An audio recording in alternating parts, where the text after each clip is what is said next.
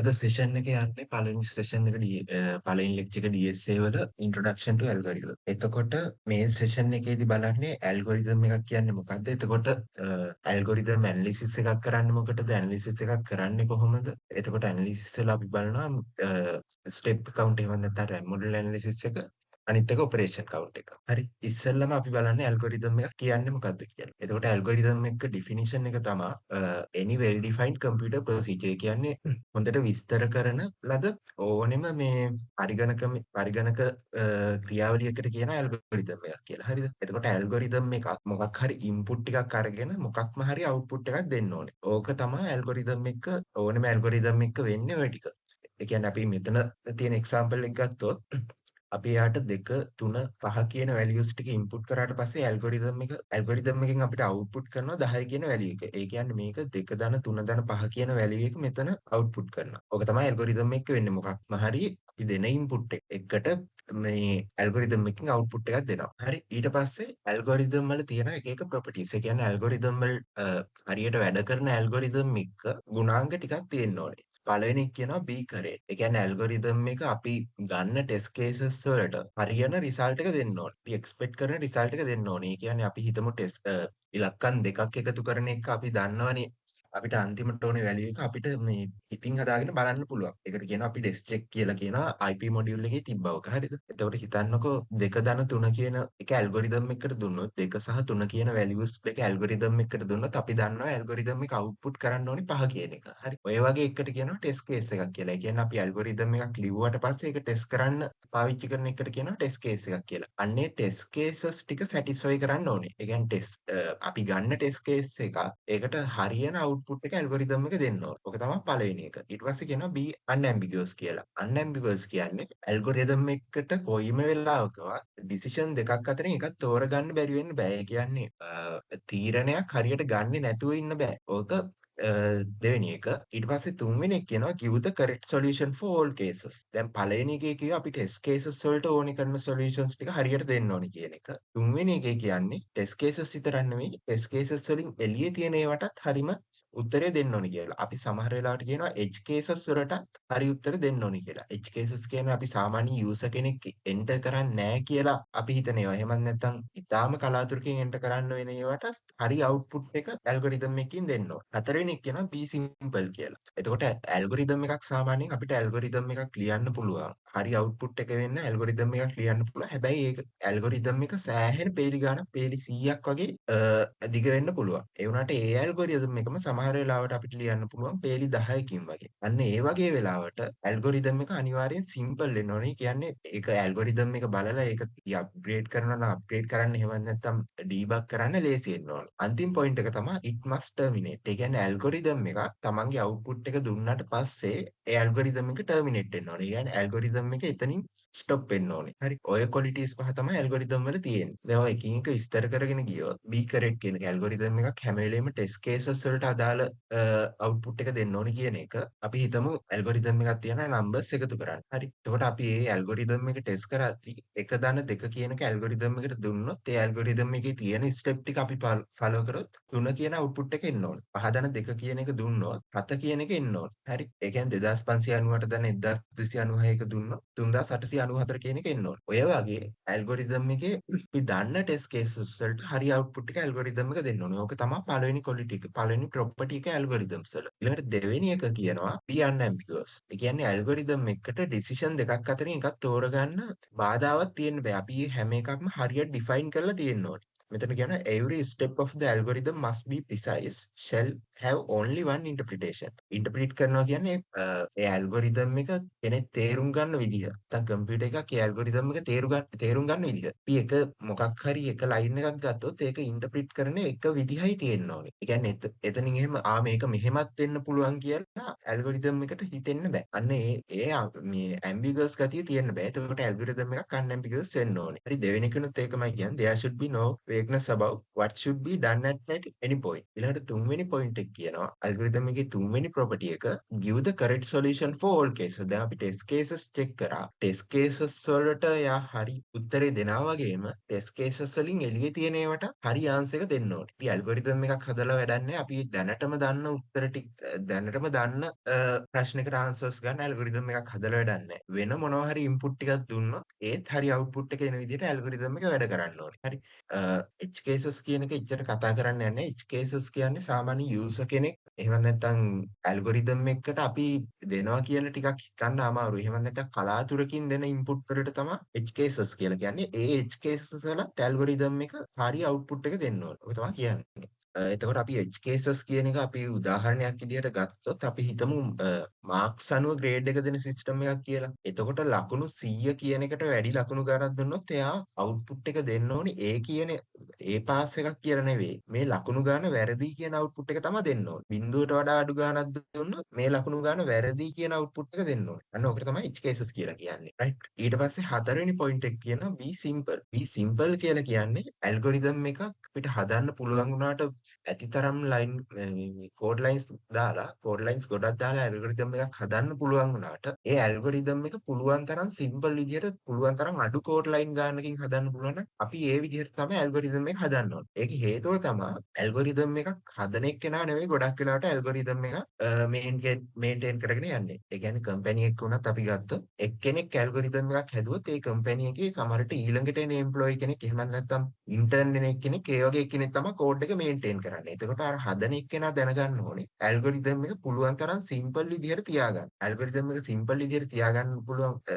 තියාගන්න ඕනේ. එතකොට තමයි ඇල්ගොරිතම් එක තේරුම් ගන්න ලේසි වෙන්නේ. අනිත් එක ඇල්ගොරිතම් එකෙන් කෝඩ් එකක් ගහන්න පුළුවන් වෙන්නේ එතකොට. ඉම්ප්ලිමන්ට් කරනවා කියන්නේ ඇල්ගොරිතම් එකක් කියන්නේ සාමාන්‍යයෙන් අපි ඉංග්‍රීසියෙන් ලියන මොකක් හරි එකන්නේ. සූඩෝ කෝඩ් වලින් හරි ෆ්ලෝ chart එකකින් හරි අන්න ඒ වගේ ලියන එක. ඒක ඇත්ත ප්‍රෝග්‍රෑමින් ලැන්ග්වේජ් එක ට්‍රාන්ස්ලේට් කරන එක අන්න ඒ පාර්ට් එක තමයි ඉම්ප්ලිමන්ට් කියන්නේ. ඉම්ප්ලිමන්ට් කරගන්නත් ලේසි ඇල්ගොරිතම් එක සිම්පල් වෙන තරමට.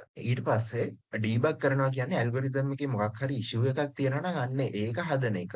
මේන්ටේන් කරනවා කියන්නේ ඇල්ගොරිතම් එක අප්ඩේට් කරන එක හරි ඒකට තව මොනවා හරි ෆීචර්ස් එකතු කරන එක හරි. අන්න ඔය වගේ ප්‍රොසෙස් ටික ලේසි වෙනවා ඇල්ගොරිතම් එකක් සිම්පල් වුණාම. ඊට පස්සේ අන්තිම එක ඇල්ගොරිතම් එක ටර්මිනේට් වෙන්න ඕනේ අවශ්‍ය අවුට්පුට් එක දුන්නාට පස්සේ. ඒ කියන්නේ ඇල්ගොරිතම් එකක් අපි ඇල්ගොරිතම් එකක් ස්ටාර්ට් කරාට පස්සේ ඇල්ගොරිතම් එක රන් වෙවි තියෙන්න බෑ. ඉවරයක් නොවෙනකන් රන් වෙවි තියෙන්න බෑ. හරි. මොකක්ම හරි පොයින්ට් එකකදී ඇල්ගොරිතම් එක නතර වෙන්න ඕනේ. ඔන්න ඔකට කියනවා algorithm it must be terminated. Algorithm must be terminated at some point. Algorithm must be terminated. හරි. ඒක terminate උනේ නැත්තම් වෙන්නේ ඇල්ගොරිතම් එක දිගටම රන් වෙවි තියෙනවා සිස්ටම් එකේ resources ටික ඉවර වෙනකල්ම. මේ කියන එක තේරෙන්නේ නැති දැන් අපි ගත්තොත් while loop එකක් ගත්තොත් while true කියලා තියනවා කියලා හිතන්නකෝ. while true කියලා තිබ්බොත් ඒ while loop එක දිගටම රන් වෙනවා මොකක්ම හරි condition එකක් තියෙන්න ඕනේ while loop එක ඇතුලේ. ඒ while loop එක break කරනවා. එහෙම නැත්නම් වෙන්නේ ඇල්ගොරිතම් එක දිගටම රන් වෙවි යන්නේ. එහෙම වුණාම වෙන්නේ සමහර වෙලාවට ගොඩක් වෙලාවට වෙන්නේ මේ සිස්ටම් එකේ RAM එක හරි මොකක් හරි ෆුල් වෙලා ඇල්ගොරිතම් එක ටර්මිනේට් වෙලා යනවා. හැබැයි ටර්මිනේට් වෙන්න අපි ඇල්ගොරිතම් එක හදලා තියෙන විදිහට නෙවෙයි. අන්න ඒ වගේ සිස්ටම් රිසෝසස් අපත යන එක නවත්ත ගන්න ඇල්ගොරිතම් එකක් අනිවාර්යෙන් ටර්මිනේට් වෙන්න ඕනේ. ওই පොයින්ට් පහ තමයි තියෙන්නේ. ඇල්ගොරිතම් එක ගුණාංග. be correct. ඇල්ගොරිතම් එකක් ටෙස්ට් කේස් වලට හරි answers දෙන්න ඕනේ. be unambiguous. ඇල්ගොරිතම් එකක් decision දෙකක් අතර දෝලණය වෙන්න බෑ.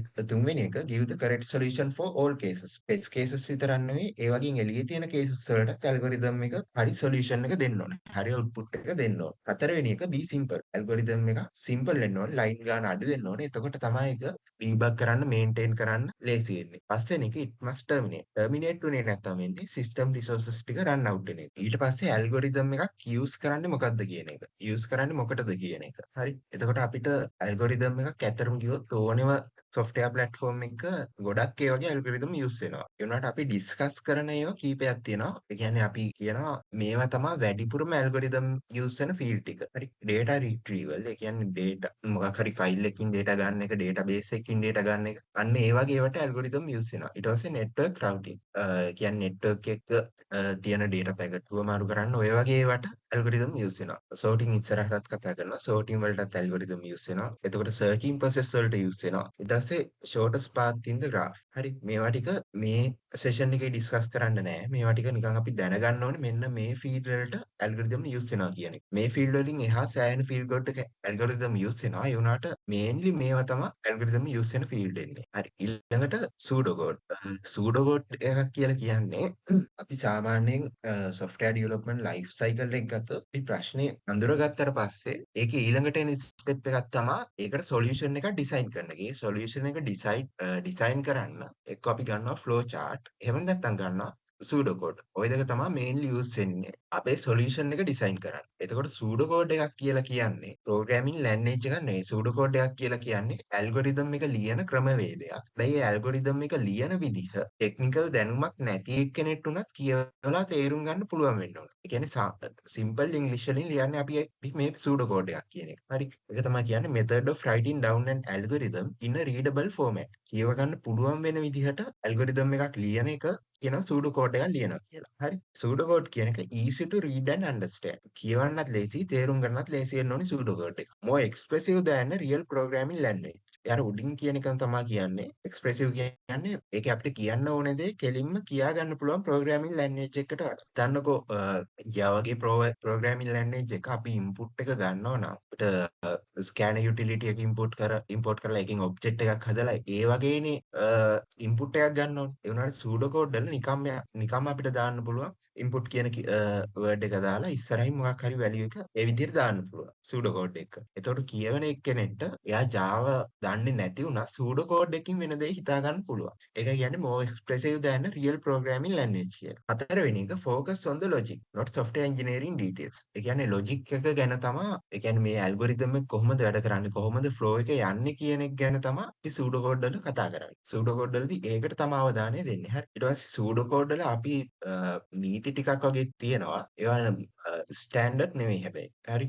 පළවෙනි එක තමයි සූඩෝ කෝඩ් එකක් ඉංග්‍රීසි වලින් ලියලා තියෙන්න ඕනේ. සූඩෝ කෝඩ් එකක් සාමාන්‍ය අපි ලියන්නේ ඉංග්‍රීසි වලින්. එතකොට ඒක සමහර වෙලාවට අපි lower case letters ගන්නවා upper case letters ගන්නවා. ඒක කමන්නේ උනට ඇල්ගොරිතම් එක තියෙන්න ඕනේ ඉංග්‍රීසි වලින්. ඊට අමතරව should use proper indentation. indentation එකක් කියන්නේ අපි අර හිතමු මේ වගේ අපි user ගෙන් height එක ගන්නවා. මෙන්න මේ මෙතන තියෙන ඉඩ තමයි indentation එක කියලා කියන්නේ. හරි. සූඩෝ කෝඩ් වල අපි indentation තියන්න ඕනේ. එතකොට තමයි මේ කන්ඩිෂන් එක ඇතුලේ ඉන්නේ කියලා තේරෙන්නේ. අපි මෙතන කියන යූසර් ගෙන් අපි සරලවම මෙතන කරන්නේ මොකක් හරි ඉන්පුට් එකක් ගන්නවා. ඒ ඉන්පුට් එකේ නම height. හරි. සාමාන්‍යයෙන් මෙතන තව එකක් ඉන්න ඕනේ.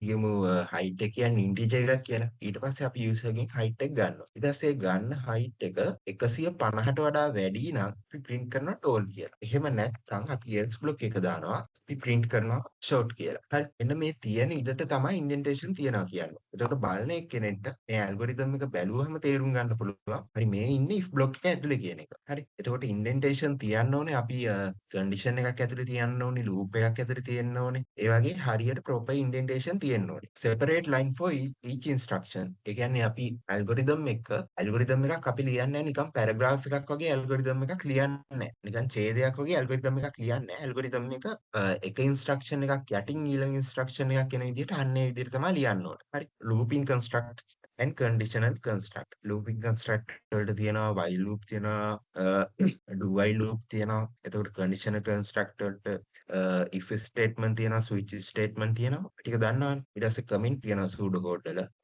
assignment operation එක තියෙනවා. array element indexing තියෙනවා. හරි. මේ අන්තිම ටිකත් නිකන් කියන්නම්. සාමාන්‍යයෙන් pseudo code එක comment එකක් දාන්නේ මෙන්න මේ වගේ. ඊට පස්සේ assignment operation එක කියන්නේ අපි මොකක් හරි value එකක් ගත්තොත් මෙතන කරලා තියෙන assignment එක. මෙතන සමාන ලකුණ තිබ්බට මේකට අපි programming language එක එහෙම නැත්නම් pseudo code එක උනත් කියන්නේ assignment operation කියලා. මෙතන කරන්නේ 200 කියන value එක height කියන variable එක ඇතුළට දාන එක.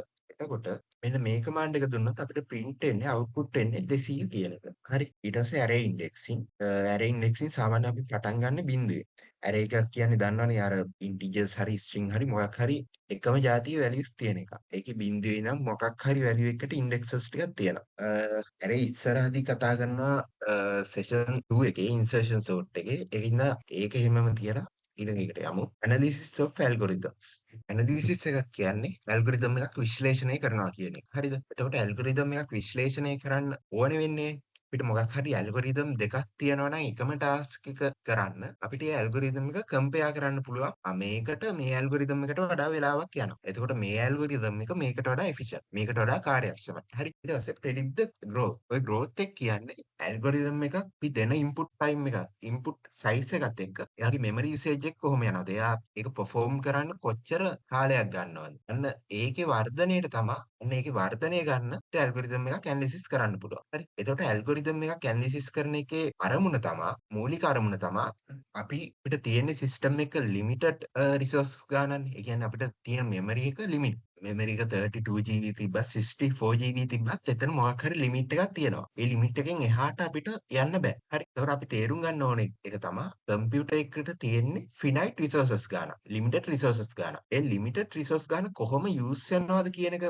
බලා ගන්න තමයි අපිට ඇල්ගොරිතම් එක ඇනලයිස් කරන්න ඕනේ. ඒකට ඇල්ගොරිතම් එකක් efficient වෙන තරමට මේ රිසෝසස් අපිට යනවා අඩුයි. හරි. එතකොට මේ කම්පියුටර් එකකට තියෙන රිසෝසස් අපි කියනවා මෙමරි. කියන්නේ RAM එකේ එහෙම නැත්නම් කාඩ් එකේ තියෙන ඉඩ ඒ වගේ මතක ප්‍රමාණය. හරි. ඊට පස්සේ ලොජික් ගේට්ස් ගන්න. මේ ලොජික් ගේට්ස් ගන්න කියන එක සාමාන්‍යයෙන් එහෙම ලොකුවට කතා කරන්නේ නැහැ. ඊට පස්සේ කම්පියුටේෂනල් ටයිම් එක. මේක තමයි ගොඩක් වෙලාවට වැදගත් වෙන්නේ. කම්පියුටේෂනල් ටයිම් එක කියන්නේ ඇල්ගොරිතම් එකක් ෆිනිෂ් වෙන්න යන වෙලාව. ඒ කියන්නේ ඇල්ගොරිතම් එකෙන් අපිට ඕනේ අවුට්පුට් එකක් ගන්න යන වෙලාව. ඒක කම්පියුට් කරන්න යන වෙලාව වගේ එකට තමයි කම්පියුටේෂනල් ටයිම් එක කියලා කියන්නේ. හරිනේ. ඒතර මෙතන සමරියක් විදියට ගත්තොත් ඇල්ගොරිතම් එකක් ඇනලයිස් කරන්නේ අපිට තියෙන්නේ සිස්ටම් එක ලිමිටඩ් රිසෝර්ස් ගන්න. ඕනෙම සිස්ටම් එකක අපිට තියෙන ලිමිටඩ් රිසෝස් ප්‍රමාණය. ඒ ලිමිටඩ් රිසෝස් ප්‍රමාණය යූස් වෙන්නේ කොහොමද? ඒක යූසේජ් එක වෙන්නේ කොහොමද කියන එක ප්‍රෙඩික්ට් කරන්න තමයි අපි ඇල්ගොරිතම් එකක් ඇනලයිස් කරන්නේ. එතකොට කව ඇල්ගොරිතම් කීපයක් කම්පෙයාර් කරලා වඩාත් එෆිෂන්ට් ඇල්ගොරිතම් එක තෝරගන්න හරි. එහෙම නැත්නම්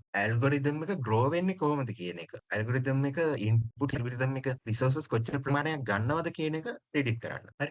ඇනලයිස් කරාට පස්සේ අපිට තියෙනවා කේසස් තුනක්. worst case, best case and average case. ඔතන best case කියන්නේ minimum number of steps taken on any instance of size n. ඒ කියන්නේ ඇල්ගොරිතම් එක මොකක් හරි ටාස්ක් එකක් කරන්න ගන්න අඩුම ස්ටෙප් ප්‍රමාණය. ඉන්පුට් සයිස් එක n වෙලා තියෙන්නේ. හරි. මේක ඉස්සර ස්ලයිඩ් එකේ කියන්නම් මේ පැහැදිලි කරන්නම් තේරෙන විදිහට. ඊට පස්සේ worst case එක කියන්නේ ඇල්ගොරිතම් එකකට අපි n ඉන්පුට් ප්‍රමාණයක් දුන්නොත් එයා ගන්න පුළුවන් වැඩිම ස්ටෙප් ප්‍රමාණයට තමයි worst case එක කියන්නේ. average case එක කියන්නේ ওই දෙක මැද තියෙන එකක්. අපි සාමාන්‍යයෙන් කියනවා ඇල්ගොරිතම් එකක් සාමාන්‍යයෙන් ගන්න පුළුවන් මැද අගයක් තමයි ඔය ඇවරේජ් කේස් එක කියලා කියන්නේ. හරි. ඒකට මේ පැත්තට අපි y axis එකට ගත්තොත් numbers step ප්‍රමාණය x axis එකට ගත්තොත් problem size එක ඔයාලට පේනවා best case එකකදී ඇල්ගොරිතම් එක ගන්න තියෙන අඩුම step ප්‍රමාණය. හරි. average case එකකදී මේ මැද අගයක් තමයි ගන්න. worst case එකකදී ගන්න පුළුවන් උපරිම step ප්‍රමාණය තමයි ගන්න. හරි.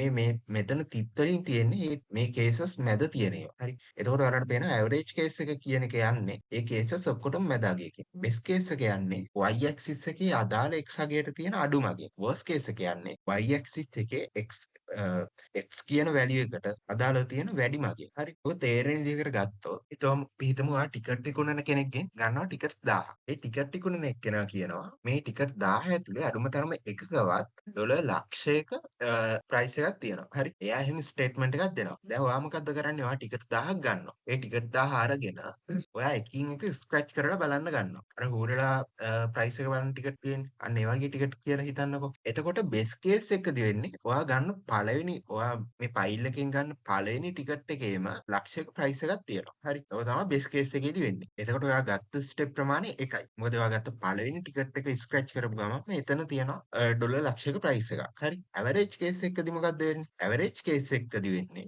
ඔයා ටිකට් ෆයිල් එකේ මැද හරියකින් හිතන්න ඔයා ටිකට් 1000ක් තියෙනවානේ. 480 500 වගේ අන්න ඒ වගේ ටිකට් එකදී ඔයාට හම්බ වෙනවා. මේ ලක්ෂයේ ප්‍රයිස් එක තියෙන ටිකට් එක. හරි. එතකොට වර්ස් කේස් එකකදී වෙන්නේ ඇත්තටම එහෙම ටිකට් එකක් නැහැ කියලා හිතන්නකෝ. එතකොට ඔයා අර ටිකට් 1000ක් ස්ක්‍රැච් කරලා බලන්න ඕනේ. ඒත් ඔයාට ප්‍රයිස් එකක් හම්බෙන්නේ නැහැ. අන්න ඒක තමයි වර්ස් කේස් එක වෙන්නේ. එතකොට නිකමට හිතාගෙන යමු ඔයා මේක ස්කෑන් කරනවා කියලා. ස්කෑන් කරලා බලන්න පුළුවන් කියලා. පළවෙනි බෙස් කේස් එකේ දෙන්නේ ස්කෑන් කරන පළවෙනි ටිකට් එකේම ඔයාට ප්‍රයිස් එක තියෙනවා. හරි. එක ස්ටෙප් එකයි ගත්තේ ඇල්ගොරිතම් එක ඉවරයි. ඔයාට අවුට්පුට් එක හම්බෙලා ඉවරයි. එතකොට ඔයාට අර ටිකට් ඉතුරු 999 ස්ක්‍රැච් කරන්න ඕනේ නැහැ. ඔයාට ඒකට යන තමයි ටයිම් එක යන්නේ. එතකොට බේස් කේස් එකකදී අපි ටයිම් කම්ප්ලෙක්සිටි එක පැත්තෙන් ගත්තොත් ටයිම් එක අඩු වෙමින් යන්නේ බේස් කේස් එකේදී. හරි. ඊට පස්සේ ඇවරේජ් කේස් එක ගත්තොත් ඔයා ටිකට් 400 ගාණක් 500 ගාණක් වගේ ස්ක්‍රැච් කරන්න ඕනේ. හැබැයි ඔයාට ටිකට් ෆයිල් එකෙන් භාගයක් විතර ස්ක්‍රැච් කරන්න ඕන වෙන්නේ නැහැ. එතකොට ඔයාට යන්නේ බේස් කේස් එකට වඩා අනිවාර්යෙන් වැඩි වගේක් යන්නේ. ඒ වුණාට අර මුළු ටිකට් ෆයිල් එකම ස්ක්‍රැච් කරන්න යන ටයිම් එක යන්නේ. ඔයාට මොකක් හරි මැදාගයක් තමයි යන්නේ. ඔකට තමයි ඇවරේජ් කේස් එක කියන්නේ. හරි. වර්ස් කේස් එකේදී වෙන්නේ ඔයා ටිකට් 1000ම ස්ක්‍රැච් කරා. ඔයාට ප්‍රයිස් එක තියෙන ටිකට් එකක් හම්බෙන්නේ නැහැ. ඔක තමයි වර්ස් කේස් එක. Average case, best case, worst case තේරෙනවද? සූඩෝ කෝඩ් වල ඇරේ එකකින් පටන් ගන්න ඕන කියලා එකක් නැහැ. ඇරේ එක බිඳුවෙන් පටන් ගන්න පුළුවන්. ඒ වුණාට TSA ස්ලයිඩ් වල සාමාන්‍යයෙන් දාලා තියෙන්නේ ඇරේ එකකින් පටන් ගන්න ඒවා. හරි වර්ස් කේස් එකයි කියන්නේ. හරි ඕනෙම නෑ වර්ස් කේස් එකෙන් දෙන්නේ අපර් බවුන්ඩ් එකක්. ඒ කියන්නේ ඇල්ගොරිතම් එක මේකට වඩා උඩට යන්න බෑ කියන එක. එතකොට හිතන්නකො ටිකට් 1000ක් තියෙනවා නම් ඔයාට ඒ ටිකට් 1000 එක ටිකට් එකක් ප්‍රයිස් එක නැති සිනාරියෝ එකක් තියෙන්න පුළුවන්. එතකොට ඔයා 1000 වෙනි ටිකට් එක ගත්තොත් විඩින් ටිකට් එක කියලා අර එකක්වත් නැති සිනාරියෝ එක ගත්තොත් ඒ කේස් එක ගත්තොත් හරි ඔයාට ඒ අපර් බවුන්ඩ් එකට අහු වෙන්නේ මේ 1000 වෙනි ටිකට් එක ස්ක්‍රැච් කරන ටයිම් එක. ඕනෙම ඇල්ගොරිතම් එක බේස් කේස් එකක් තියෙනවා, ඇවරේජ් කේස් සිනාරියෝ එකක් තියෙනවා, වර්ස් කේස් සිනාරියෝ එකක් තියෙනවා. හරිද? එතකොට බේස් කේස් සිනාරියෝ එක කියන්නේ ඒ ඇල්ගොරිතම් එක මොකක් හරි ටාස්ක් එකක් කරන්න ගන්න අඩුම ස්ටෙප් ප්‍රමාණය. හිතන්නකෝ දැන් මෙතන මේ සරලව අරගෙන තියෙන සර්චින් ඇල්ගොරිතම් එක. අපි හිතමු මෙන්න මේ වගේ ඇරේ එකක් තියෙනවා කියලා අපිට 1 2 3 4 5 කියලා ඇරේ එකක් තියෙනවා. හරි. ඔකට අපි කියමු ARR කියලා ඇරේ එකේ නම. එතකොට මේක කියලා හිතන්නකෝ. එතකොට මේක තියෙන්නේ මොකද්ද? 4 element in array. මේක Python වලින් ලියපු කෝඩ් එක. අපි බලනවා element කියන එකට assign වෙන්නේ මේ array එකේ තියෙන පළවෙනි element එක මුලින්ම පාර. හරි. එතකොට මුලින්ම බලනවා element එක 1යිද? නෑ. element එක 5යිද කියලා නෑ. element එකේ යගේ 1යි. එතකොට මේක print වෙන්නේ නෑ. දෙවෙනි එකේ බලනවා. දැන් step දෙකක් ගිහිල්ලා ඉවරයි. තුන්වෙනි එකේ බලනවා. තුන්වෙනි එකෙත් නෑ. හතරවෙනි එකේ බලනවා. පස්වෙනි එකේ තමයි available කියන එක print වෙන්නේ. හරි. දැන් අපි හිතමු ඕකේ 5 කියන value එක නෑ කියලා. 5 කියන value එක නැති වුණොත් අපිට මේ පස්වෙනි එක check කරන time එකක් යනවා. හරි. එහෙම check කරලත් අපිට අදාළ output එක එන්නේ නෑ. අන්න ඕකට තමයි කියන්නේ worst case scenario කියලා. අපි හිතමු best case scenario එක වෙන්නේ අපි check කරන පළවෙනි element එකම අපි හිතමු 1 කියන value එක හොයන්න කියලා මේක ඇතුලේ. එතකොට 1 කියන value එක තිබ්බ ගමන්ම available කියලා print වෙනවා. හරි. අපි හිතමු ඕකේ average case එක වගේ ගත්තොත් 3 කියන value එක කියලා. 1 2 3 මැදකදී අපිට value එක හම්බ වෙනවා. එතකොට ඕනෙම algorithm එක දෙන input size එකත් එක්ක අපි දෙන input size එක වෙනස් කරේ නෑනේ. 1 2 3 4 5 element 5යි දීලා තියෙන්නේ. ඒ දෙන input size එකත් එක්ක ඇතුලේ තියෙන element ප්‍රමාණයත් එක්ක algorithm එක ගන්න step ගන්න වෙනස් වෙනවා. එතකොට ඕනෙම algorithm එකකට best case එකක් තියෙනවා, worst case එකක් තියෙනවා, average case එකක් තියෙනවා. හරි පැහැදිලිද ඒක? හරි ඊළඟට අපිට තියෙන analysis method ටික මේකෙදි පළවෙනි lecture එකේ කතා කරන්නේ operation count method එකයි step count method එකයි. හරි ඔය දෙක තමයි මුලින්ම කතා කරන්නේ. X-hat analysis එක තියෙන්නේ insertion sort එකේ ඊළඟ session එකේ. operation count එකදී වෙන්නේ operation count එකක් ගන්න time complexity එක analysis කරන්න. හරි operation count එකදී වෙන්නේ මේ operations කීපයක් තෝරගන්නවා. specific operation ටික. හිතන්නකෝ අපි එකතු කිරීම, අඩු කිරීම, ගුණ කිරීම ඔය වගේ මොන හරි ඔපරේෂන් ටිකක් තෝරගන්න. එතකොට ඒකේ තියෙන අනිත් ඔපරේෂන් ටික අපි නොසලකා හරිනවා. බෙදීම වගේ ඔපරේෂන් ටික නොසලකා හරිනවා. ඊට පස්සේ මේ ඔපරේෂන් වලට අදාළ ටයිම් එක ගන්නවා. ඒ කියන්නේ අපි හිතමුකෝ බෙදීමේ එකතු කිරීමේ ඔපරේෂන් එක කරන්න අපිට මිලිසෙකන්ඩ් එකක් යනවා කියලා. අන්න ඒ ටයිම් එක ගන්නවා. අන්තිමට මේ තියෙන ඔපරේෂන් වල values ටික එකතු කරනවා. හරි. ඔක තමයි වෙන්නේ. මේ කියන්නේ එක select few specific operation and do the analysis for these operation under consideration. අපි සලකා බලන ඔපරේෂන් ටිකට විතරයි ඇනලිසිස් එක කරන්න ඕනේ. operation count considers the time spent on the chose operation but not all. අපි තෝරගත් operations වලට යන time එක consider කරනවා. අනිත් operation වලට යන time එක නොසලකා හරිනවා. හරි. එතකොට step count එකදී අපි assume කරනවා අපි පාවිච්චි කරන්නේ generic one process එකක් කියලා. ඒ කියන්නේ ඒ process එකට බෑ parallel execution කරන්න. හරි. ඒ කියන්නේ එක operation එකක් ඉවර වුණාට පස්සේ තමයි අනිත් operation එක කරන්නේ. ඕක අපි මුලින්ම assume කරනවා. මේ විදිහට තමයි මේක වෙන්නේ කියලා. හරි. ඊට පස්සේ each arithmetic operation, assignment operation, comparison and memory access takes one step. ඉතල කතා කරේ operation count එක. මේක example එකක් නෑ. ඒකින්ද මම යන්නම් මේ PDF එකට. හරි. මෙතන අපිට තියෙනවා pseudo code එකක්. දැන් අපිට මේ වගේ time ටික තියෙනවා. addition operation එකට millisecond 2යි යන්නේ. subtraction එකට millisecond 2යි. multiplication එකට millisecond 2යි. assigning වලට millisecond 3ක් යනවා. memory access වලට millisecond 2ක් යනවා. හරි. එතකොට අපි සලකා බලන ඔපරේෂන්ස් ටික වෙනම මාක් කරගෙන තියාගන්නවා මෙතන. එතකොට අපි මෙතන සලකලා බලන්නේ ඇඩිෂන් ඔපරේෂන් එකයි, සබ්ස්ට්‍රැක්ෂන් ඔපරේෂන් එකයි, මල්ටිප්ලිකේෂන් ඔපරේෂන් එකයි විතරයි. ඒ ටික තමයි මෙතන වෙනම කලර් කරලා තියෙන්නේ. හරි. එතකොට අපිට අපි සලකා බලන්නේ assigning ඔපරේෂන් එකයි, memory access එකයි අපිට මේකේ සලකා බලන්න ඕනේ නැහැ කියලා කියනවා. එහෙම හිතමුකෝ. එතකොට මේකේ පළවෙනි ලයින් එක ගත්තොත් එතන තියෙන්නේ assignment operation එකක්. A equals 10. අපි ගන්න පළවෙනි ඔපරේෂන් තුනනේ කන්සිඩර් කරන්නේ. එතකොට ඒකේ ගන්න නැහැ. ඊට පස්සේ දෙවෙනි ලයින් එක ගත්තොත් එතනක් තියෙන්නේ assigning operation එකක්. එතකොට ඒකත් අපි කන්සිඩර් කරන්නේ නැහැ. තුන්වෙනි එකේ තියෙනවා multiplication operation එක. හරි. මේ multiplication operation එක අපි සලකා බලන එකක්. ඒකින්ද අපි ඒක වෙනම මාක් කරගන්නවා රතු පාටින්. හරි. multiplication operation එකට යන්නේ මිලිසෙකන්ඩ් 2ක ටයිම් එකක්. හරි. ඊට පස්සේ ඊළඟ ලයින් එක බලනවා c සමානයි c 2. එතකොට subtraction operation එකත් අපි කන්සිඩර් කරනවා. subtraction operation එකට මිලිසෙකන්ඩ් එකක් යන්නේ. ඊළඟ ලයින් එක c සමානයි c ධන 2 වැඩි කිරීම 3. මෙතන පොඩි දෙයක් තියෙනවා. අපි අපේ ලෙක්චර් එකේ කියලා දීලා තියෙන විදිහට මේ වගේ වෙලාවක අපි assume කරනවා මේකෙන් ගන්නේ වැඩිපුරම ටයිම් එක යන ඔපරේෂන් එක විතරයි. හරි. එතකොට අපි මෙතන පොඩි assumption එකක් කරගන්නවා. එක ලයින් එකක් execute වෙන්නේ parallel විදිහට කියලා. එක ලයින් එකක තියෙන ඔපරේෂන් ටික execute වෙන්නේ parallel විදිහට තියෙනවා. ඒ කියන්නේ මේ addition එක වෙන ගමන්ම multiplication එකක් වෙනවා. එතකොට ඒ ලයින් එකේ වැඩිපුරම ටයිම් යන ඔපරේෂන් එක තමයි ඔපරේෂන් එකට යන ටයිම් එක තමයි අපි ගන්න. හරි. එතකොට මෙතන පළවෙනින් ගත්තොත් මෙතන මිලිසෙකන්ඩ් 2ක් යනවා වැඩි කිරීමට. ඊට පස්සේ අඩු කිරීමට මෙතන මිලිසෙකන්ඩ් 2ක් යනවා. ඊට පස්සේ තුන්වෙනි ලයින් එක මෙතන මේ තියෙන ලයින් එක c සමානයි c ධන 2. c ධන 2 කියන එකේ තියෙන ඇඩිෂන් ඔපරේෂන් එක. ඒකට යන්නේ 1 මිලිසෙකන්ඩ් එකයි. එතකොට මල්ටිප්ලිකේෂන් ඔපරේෂන් එකට යනවා මිලිසෙකන්ඩ් 2ක්. එතකොට අපි මෙතනදි ගන්නේ වැඩිපුරම ටයිම් එක යන ඔපරේෂන් එක. මල්ටිප්ලිකේෂන් ඔපරේෂන් එක. හරි. එතකොට සම්පූර්ණ ටයිම් එක ගත්තොත් පළවෙනියට මල්ටිප්ලයි වුණා. එතන මිලිසෙකන්ඩ් 2යි. දෙවෙනි එක සබ්ස්ට්‍රැක්ෂන් ඔපරේෂන් එකක් තිබ්බේ. එතන මිලිසෙකන්ඩ් 2යි. ඊට පස්සේ මේ ලයින් එකේ වැඩිපුරම ටයිම් එක යන ඔපරේෂන් එක යන්නේ මිලිසෙකන්ඩ් 2යි. එතකොට මුළු ටයිම් එක යන්නේ මිලිසෙකන්ඩ් 2 ධන 1 ධන 2. සම්පූර්ණ ටයිම් එක මිලිසෙකන්ඩ් 5ක් යන්නේ. හරි. ඔපරේෂන් කවුන්ට් එකෙන් නම් වැඩිපුර ප්‍රශ්න එන්න විදියක් නැහැ. ඔපරේෂන් කවුන්ට් එක තේරුණාද? ඒක සමහර කට්ටියට මේ මිස් වෙලා තියෙන්නේ ඔහොම එකක් තිබ්බා කියන එක. මේ PDF එකේ යමුකෝ.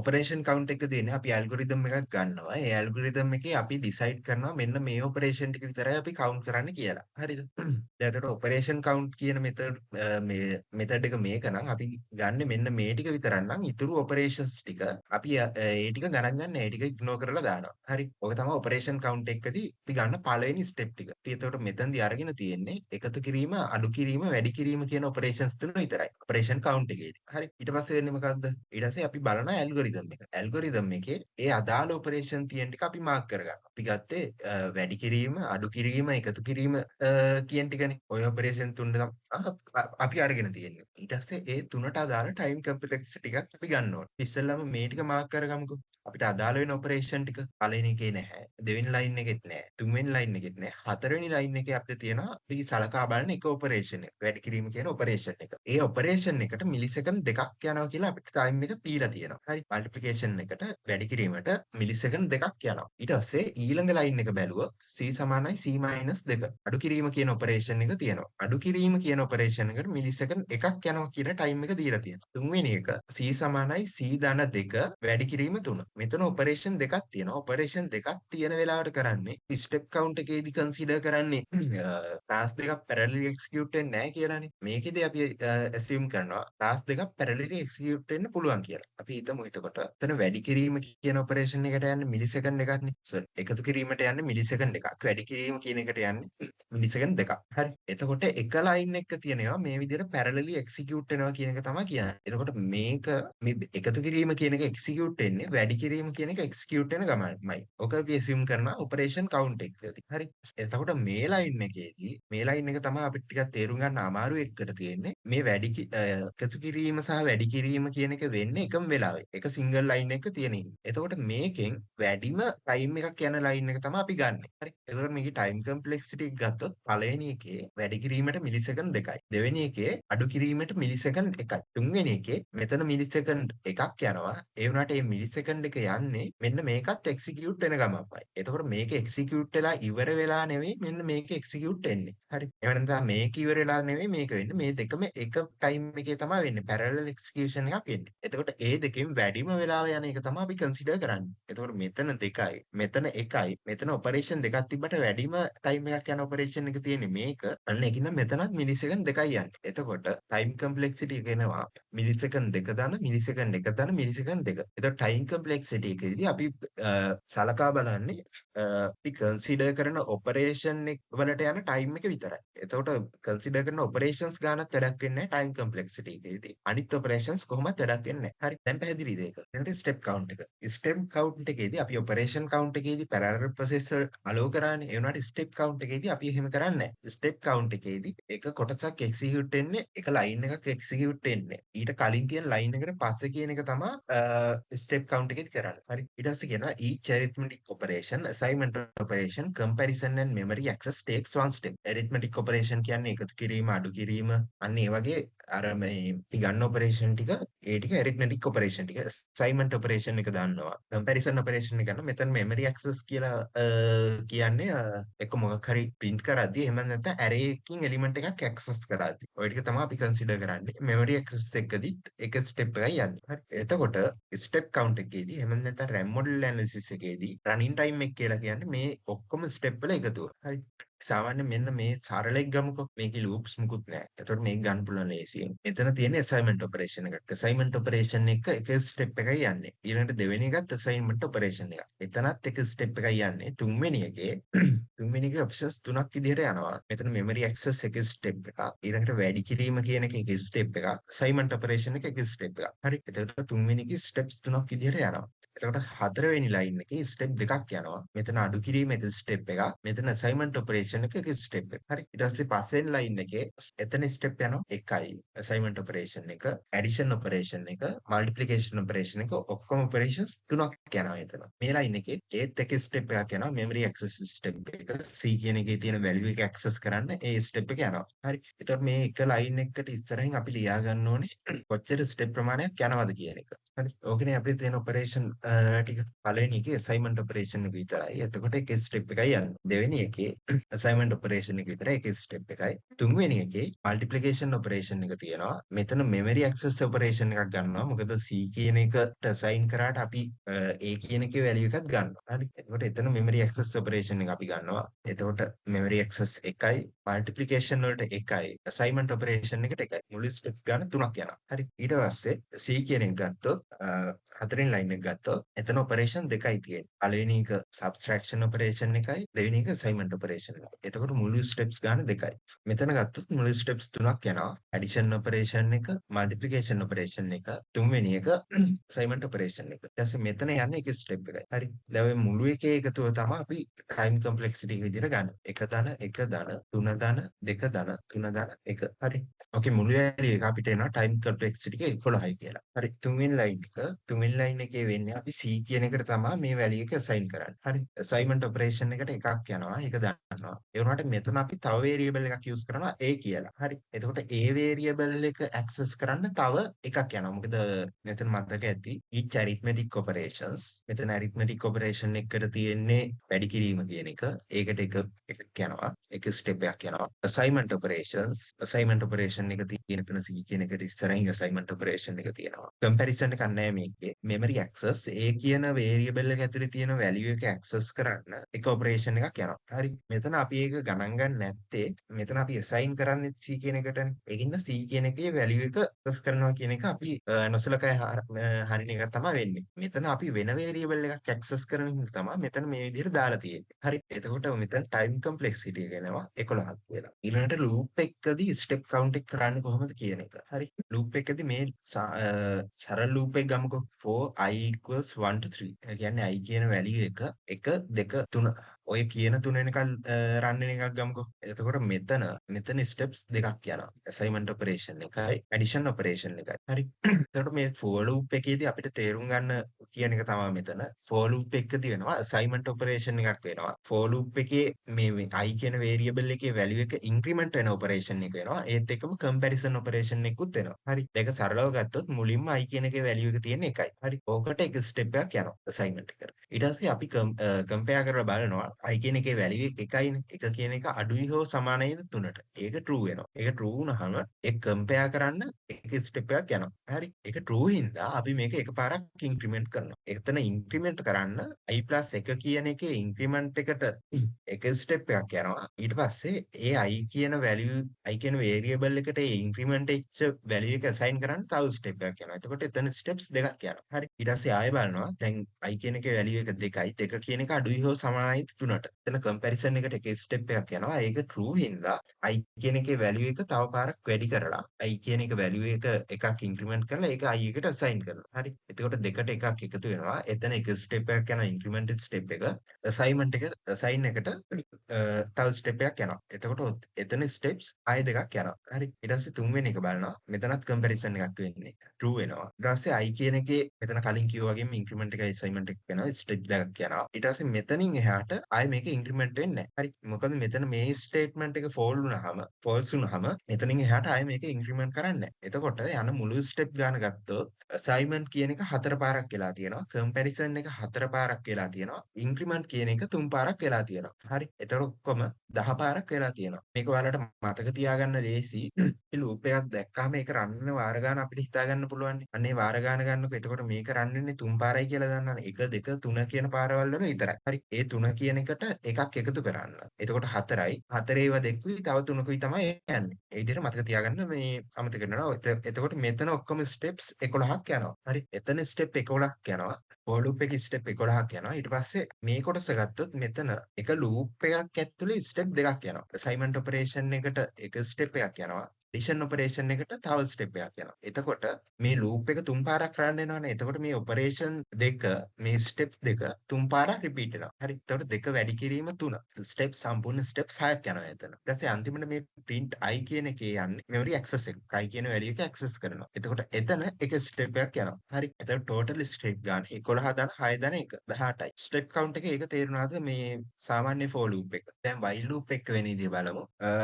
questions ටික වෙනම session එකක් කරනවා final තව ටිකක් ලන් වුණාම දැන් මේ theory part ටික තමයි කරගෙන යන්නේ. while loop එකක් ඇතුළු වෙන එක බලමු. ඒතකොට මෙතන තියෙන question ටිකක් මේ tricky ඒවා ටිකක් නෙවෙයි. ඒ කියන්නේ මීට වඩා ටිකක් පටලවලා තමයි සාමාන්‍යයෙන් මේ ප්‍රශ්න හම්බෙන්නේ. while loop එකක් ඇතුළු වෙන එක බලමු. while loop එකදී අර for loop එකදී වගේ operations තුනක් වෙන්නේ නැහැ. හරි. දැන් මෙතන loop එක ගත්තොත් i equals 1 assignment operation එකට එක step එකක් යනවා. while i less than or equals 10. හරි. එතකොට මෙතන step 11ක් යනවා. true වෙන step 10ක් තියෙනවා. 1 2 3 4 5 6 7 8 9 10 කියන එක true වෙනවා. අන්තිමට 11 වෙනි එකත් compare කරලා බලනවා 11 අඩුයි හෝ සමානයි 10ට කියලා. හරි. එතකොට එතනත් එකක් යනවා. ඒ හින්දා තමයි මෙතන run වෙන වාර ගානට වඩා එක step එකක් වැඩිපුර අපි step count එකක් තියෙන්නේ. හරි. එතකොට මෙතන එක step එකයි while loop එකේ steps 11ක් යනවා. ඊට පස්සේ print i කියන එක තියෙන්නේ while loop එක ඇතුලේ. මෙතන යන්නේ එක step එකයි memory access වලට එක step එකයි යන්නේ. ඒ වුණාට ඒක තියෙන්නේ while loop එක ඇතුලේ හින්දා while loop එක 10 පාරක් true වෙන හින්දා මේක 10 පාරක් repeat වෙනවා. හරි. එතකොට 10 වැඩි කිරීම එක 10යි. ඊට පස්සේ ඊට පල්ලෙහා තියෙන line එක ගත්තොත් i සමානයි i ධන 1. හරි. මෙතන operations දෙකක් යනවා. එකක් arithmetic operation එකක් යනවා එකතු කිරීම කියන එක. අනිත් එක assignment operation එක යනවා. එතකොට step දෙකක් යනවා. මේ code block එක තියෙන්නේ while loop එක ඇතුලේ. එන්න මේ code block එක. එතකොට ඒ step දෙකක් 10 පාරක් repeat වෙනවා. එතකොට මුළු step count එක ගත්තොත් i equals 1 කියන එකට එක step එකයි. මෙතන true වෙන scenarios 10යි. අන්තිමට false වෙන scenario එකයි. ඔක්කොම steps 11ක් යනවා. ඒ 11යි. ඊට පස්සේ print i කියන එක step එකයි යන්නේ එක loop එකක් ඇතුලේ. ඒ වුණාට sorry එක step එකයි යන්නේ එක round එකකදී. ඊට පස්සේ ඒ වගේ round 10ක් යනවා. ඒකින්ද මෙතන 10 පාරක් මේක run වෙනවා. ඊට පස්සේ i equals i+1 කියන එකේ step දෙකක් යනවා. එකක් addition operation එක අනිත් එක assignment operation එක. ඒ step දෙක 10 පාරක් repeat වෙනවා මේ loop එක ඇතුලේ. හරි. while loop එක ඇතුලේ 10 පාරක් රිපීට් වෙනවා. ඒකින්ද 10 වැඩි කිරීම 2 ස්ටෙප් ප්‍රමාණයක් යනවා. ස්ටෙප් 30ක් යනවා. එතකොට අපිට මේකට යන සම්පූර්ණ ස්ටෙප්ස් ගාන ස්ටෙප්ස් 42යි. එතකොට අපි කියනවා ටයිම් කම්ප්ලෙක්සිටි එක RAM මොඩල් එකේදී 42ක් කියලා. දැන් ටයිම් කම්ප්ලෙක්සිටි එකේ තියෙන සමහර අවුල් ටිකක් තියෙනවා. අපි කියනවා different architectures hardware takes different number of steps to perform the same task. ඒ කියන්නේ අපි පාවිච්චි කරන ආකිටෙක්චර් එක අනුව මේකට යන number of step ගාන වෙනස් වෙන්න පුළුවන්. අපි උදාහරණයක් විදිහට හිතුවොත් මෙන්න මේ ඔපරේෂන් එක සමහර ඒ වගේ segment operation සමහර ඒ වගේ එකකින්ම කරන්න පුළුවන්. ඉන්ක්‍රිමන්ට් එකයි assignment එකයි for loop එකදී වගේ දැන් ඔපරේෂන්ස් කීපයක් විදිහට ගත්තට මේක සමහර hardwares වල වෙන්න පුළුවන් එක ස්ටෙප් එකක් ඇතුලේ ඉන්ක්‍රිමන්ට් එකයි assignment එකයි වෙන්න පුළුවන්. හරි. ඒ වගේ වෙලාවට හાર્ඩ්වෙයාර් එකකින් හાર્ඩ්වෙයාර් එකට මේ RAM මොඩල් එකේ තියෙන එක වෙනස් වෙන්න පුළුවන්. RAM මොඩල් එකේ අපි ගන්න වැලියු එක. එතකොට ඕක තියෙන ප්‍රශ්නයක් RAM මොඩල් එකකදී හැම හાર્ඩ්වෙයාර් එකකටම එක වැලියු එකක් ගන්න බෑ. ඊට පස්සේ it's difficult to count the exact number of steps in some algorithms. ඒ කියන්නේ අපි සමහර algorithms වල මේ ස්ටෙප් ගන්න හරි විදිහකට ගන්න බෑ. අපි උදාහරණයක් විදිහට ගමුකෝ sorting algorithm කියන එක. sorting algorithm එක අපි දෙන values අනුව වෙනස් වෙනවා. අපි මේකට ගන්න ස්ටෙප් ප්‍රමාණය. හරි. ලේසිම එක තමයි සර්චින් ඇල්ගොරිතම් එක. හරි කලින් කියපු ලොටරි ඇනලොජි එක ගමුකෝ. අපිට ඒකෙදි හරියටම ස්ටෙප් කවුන්ට් එකක් රන් කරන්න බෑ. මොකද අපි හරියටම දන්නේ මොන ලොටරි එකේ තියෙන කියලා විනින් නම්බර් එක. හරි. විනින් ලොටරි එක මොන එකද කියලා දන්නේ නැති හින්දා ඒකෙදි රන් කරන්න වෙන ස්ටෙප් ප්‍රමාණය වෙනස් වෙනවා. එතකොට හරියන ස්ටෙප් ගානක් කියන්න බැරි හින්දා ඔන්න ඕකත් RAM මොඩල් එකේ තියෙන ප්‍රශ්නයක් සමහර ඇල්ගොරිතම් වලට. ওই ප්‍රශ්න දෙක තමයි RAM මොඩල් එකේ මූලික වශයෙන් තියෙන්නේ. එතකොට ඔය තියෙන weakness ටික මගහරව ගන්න තමයි exact analysis asymptotic notations ඔන්න ඔය ටිකට යන්නේ. එතකොට session එක මෙතනින් ඉවරයි.